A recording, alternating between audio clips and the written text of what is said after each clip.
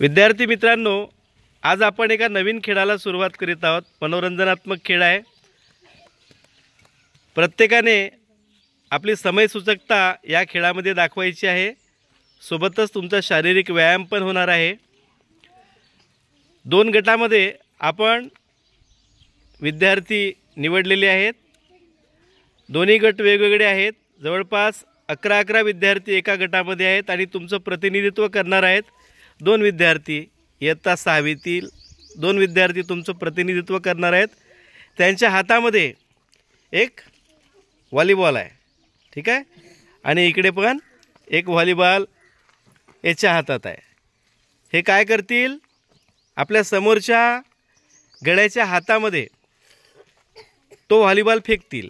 फेकल्यानंतर समोरच्या विद्यार्थ्याने ते पकडून घ्यायचं आहे।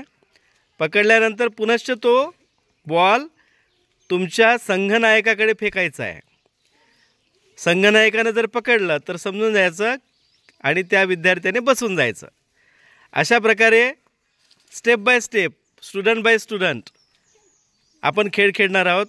आणि यामध्ये समजा इन केस एखाद्या विद्यार्थ्याला चेंडू पकडता आला नाही, सुटून गेला, तर तो चेंडू जिथे कुठे पडला असेल तिथून आणायचं, आपल्या जागेवरती उभं राहायचं आणि परत आपल्या संघनायकाकडे तो चेंडू फेकायचा। मग तो संघनायक चेंडू झेलल्यानंतरच आपण बसायचं आहे, ठीक आहे। म्हणजे जवळपास तुम्हाला 11 दुने 22दा तुम्हाला तो चेंडू एकमेकांना झेलायचा आहे। आणि सगळ्यात जास्त मोठी जबाबदारी आहे संघनायकांची।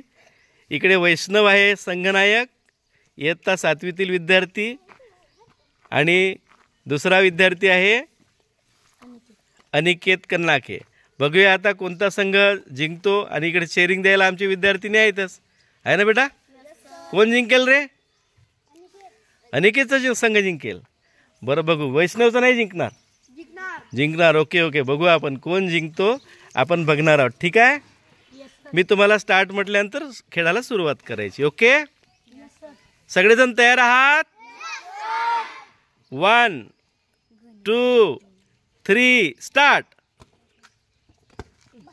सुटला की बसाय परत एकदा। व्हेरी गुड, सुटला, चल घे पटकन।